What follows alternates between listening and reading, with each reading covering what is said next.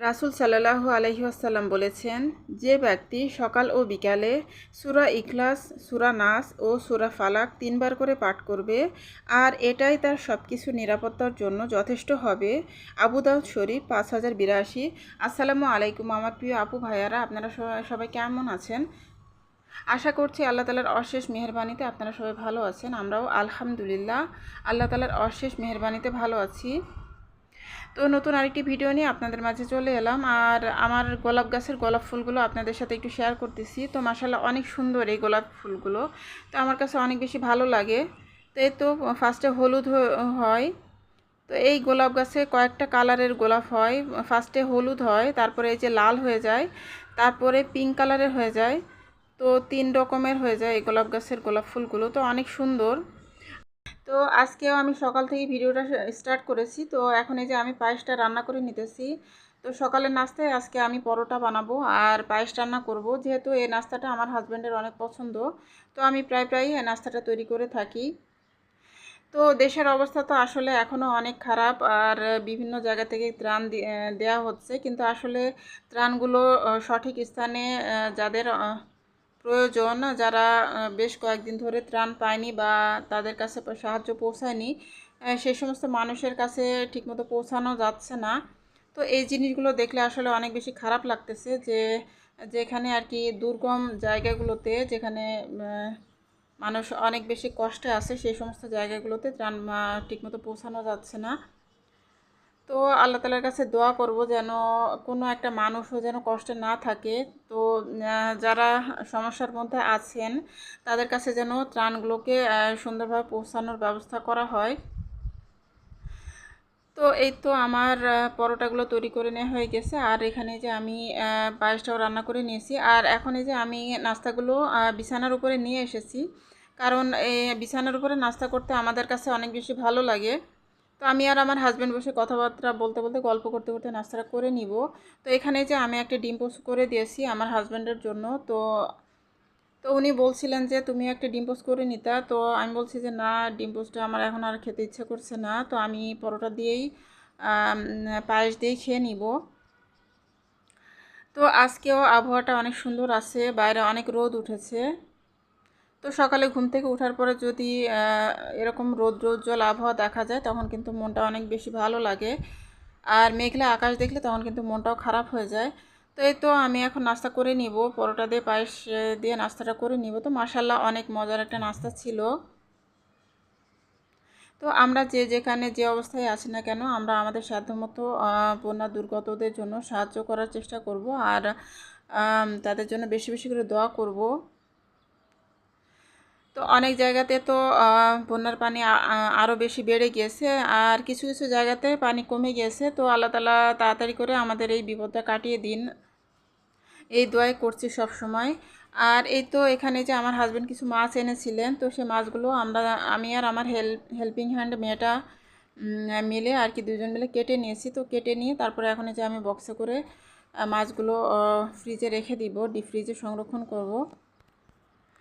তো মাছগুলো আমি নিজেই কেটেছি, একটু বড় বড় করে আর কি সাইজ করে কেটে নিয়েছি।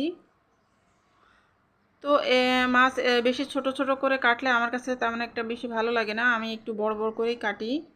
আর যদি ছোট করার প্রয়োজন হয় তাহলে পরে আমি কেটে ছোট করে নিব। তো আমি এখন আপাতত আর কি এভাবে কেটে নিয়েছি বড় বড় পিস করে।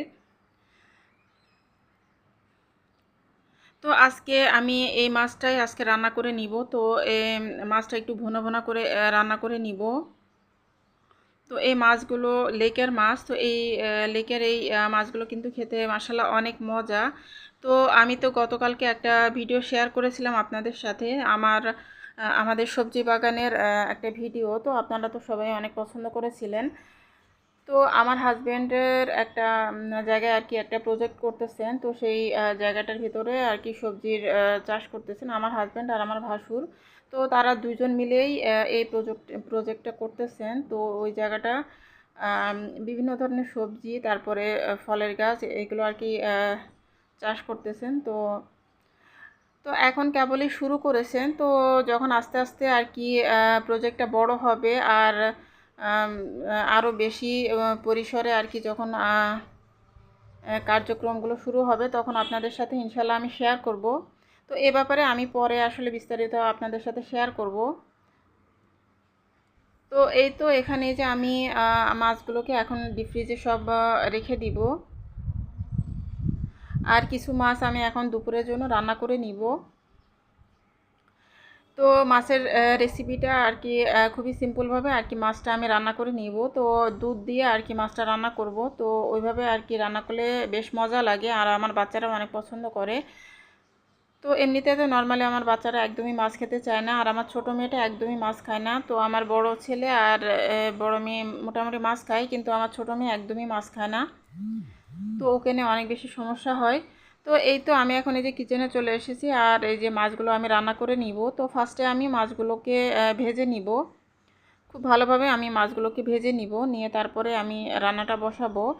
আর এখানে যে যা যা মশলা লাগবে তো সেই মশলাগুলো আমি সব রেডি করে নিয়েছি। তো এখানে যে পেঁয়াজ তারপরে জিরা ধনিয়া একসাথে ব্লেন্ড করে নিয়েছি। তো এই তো আমি এখন মাছটা বসিয়ে দিতেছি। তো আমি প্রথমে সরিষার তেল দিয়ে দিয়েছি, দিয়ে তারপরে একটা তেজপাতা দিয়ে দিলাম, দিয়ে এই যে মশলাগুলো দিয়ে দিলাম, দিয়ে খুব ভালোভাবে মশলাগুলোকে আমি ভেজে নিব। তো আমার প্রিয় প্রিয় আপু ভাইয়ারা যারা আমার ভিডিওটি দেখা শুরু করেছেন তারা প্লিজ আমার ভিডিওতে একটা লাইক দিয়ে ভিডিওটি কন্টিনিউ করুন। যদি আপনারা আমার ভিডিওতে লাইক দিতে ভুলে গিয়ে থাকেন তাহলে দয়া করে আমার ভিডিওতে একটা লাইক দিয়ে তারপরে পুরো ভিডিওটি দেখে নেবেন।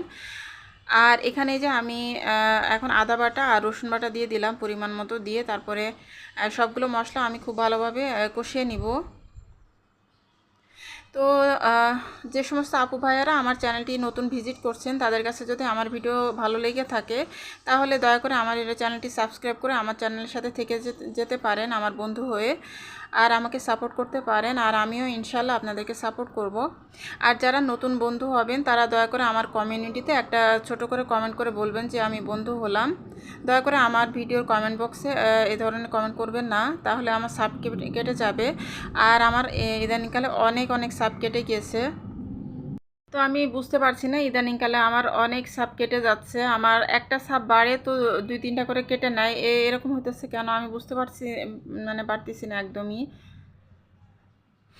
তো এখন আর কি করা যাবে, আসলে এভাবে এগোতে হবে। তো যাই হোক, এই তো আমি মশলাগুলো কষিয়ে তারপরে ঝোলের পানিটা দিয়ে দিয়েছি, আর এখন এই যে ভেজে রাখা মাছগুলোও দিয়ে দিলাম। তো খুব সিম্পলভাবে আমি মাছটা রান্না করে নিব আর মাছটা ভুনা করে নিব। তো মাশাআল্লাহ এই মাছটা আমার বাচ্চারা অনেক পছন্দ করেছিল। তো এখানে যে আমি এখন এই পর্যায়ে দুধটাও দিয়ে দিলাম, দিয়ে আর কয়েকটা কাঁচামরিচ দিয়ে দিলাম, দিয়ে তারপরে আমি খুব ভালোভাবে ফুটিয়ে ঝোলটাকে ঘন করে নিব, নিয়ে তারপরে নামিয়ে নিব। আর এর মধ্যে আর কোনো মশলা আমি ব্যবহার করব না। তো এই তো আমি এখন ঢাকনা দিয়ে ঢেকে তারপরে মাছটাকে এভাবে রান্না করে নিব। তো মাশাআল্লাহ অনেক মজা হয়েছিল মাছটা খেতে। তো আসলে আমার বাচ্চারা নর্মালি মাছ রান্না করলে খেতে চায় না, একটু অন্যভাবে আর কি রান্না করলে তখন আবার বেশ পছন্দ করে, কিন্তু আমার ছোটো মেয়েটা একদমই মাছ খায় না। তো ও আসলে ভাতটাও খেতে চায় না, একদমই ভাত খেতে চায় না। ও সবসময় বাইরের জিনিস খেতে চায়, আর ক্ষুধা লাগলে নিজে নিজে কিছু একটা বানিয়ে খেয়ে নেয়, যেমন নুডলস রান্না করে নেয়, অথবা ব্রেড থাকলে ব্রেড নেয়, অথবা দুধ থাকলে দুধ দিয়ে বিস্কিট দিয়ে খায়, নাহলে দুধ দিয়ে মুড়ি দিয়ে খায়। তো এই সমস্ত খাবারগুলো ও খেয়ে নেয়। তো ওকে নিয়ে অনেক বেশি সমস্যা হয়। তো এই তো কথা বলতে বলতে আমার মাছটা রান্না করে নেওয়া হয়ে গেছে। তো আসলে বন্যা পরিস্থিতির কথা আসলে নিউজে যখন দেখি তখন তো আসলে অনেক বেশি কষ্ট লাগে। তো জানি না আমাদের দেশের পরিস্থিতিটা কবে স্বাভাবিক হবে। যারা এ ধরনের পরিস্থিতির শিকার হয়ে আছেন, যারা অনেক কষ্টে জীবনযাপন করতেছেন, তাদের কথা চিন্তা করলে অনেক বেশি কষ্ট লাগে। আল্লাহ তাআলা তাদের কষ্ট খুব তাড়াতাড়ি যেন দূর করে দেন, তাদেরকে আবার স্বাভাবিক জীবনে যেন ফিরিয়ে দেন। তো এখানে যে আমার মাছটাও রান্না করে নেওয়া হয়ে গেছে। তো মাশাআল্লাহ দেখতে মাছটা অনেকটাই লোভনীয় হয়েছে। তো এই তো আজকে দুপুরবেলা শুধু মাছটা রান্না করে নিয়েছি, আর সকালবেলা লাউ রান্না করেছিলাম, সেই তরকারিটা অনেকটাই রয়ে গেছে। আর সেই সাথে আরও গতকালকের কয়েকটা তরকারিও রয়েছে, তো সেগুলো আমি গরম করে নিয়েছি। আর আজকে দুপুরবেলা তেমন কিছু রান্না করিনি, যেহেতু অনেকগুলো তরকারি রয়েছে। তো শুধু শুধু বেশি বেশি রান্না করে নষ্ট করার তো কোনো মানে হয় না।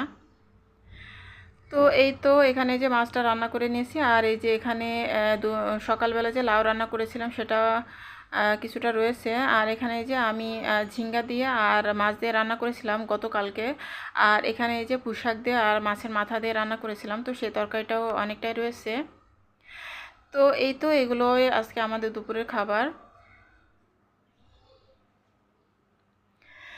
আর এখন এই যে বিকালবেলা, তো বিকালবেলার দিকে আবারও বৃষ্টি এসেছিল। তো এই যে বাইরের পরিবেশটা অনেকটাই আবার মেঘলা হয়ে গিয়েছে, আর রাস্তাঘাটও ভিজে গিয়েছে। আর এখন এই যে সন্ধ্যার পরে, তো সন্ধ্যার পরে আমার হাজব্যান্ড কিছু আম এনেছিলেন। তো এই আমটার নাম কি আসলে আমার এই মুহূর্তে মনে পড়ছে না। তো আমটা কিন্তু বেশ মজাই আছে। এই আমটা ল্যাংড়া আমের মতন লাগছে খেতে। ল্যাংড়া আমের মতন এক ধরনের ফ্লেভার আছে আমটা খেতে, তো অনেক মিষ্টি আছে। তো এই তো আজকের মতো এখান থেকেই বিদায় নিচ্ছি। আল্লাহ হাফেজ, আসসালামু আলাইকুম।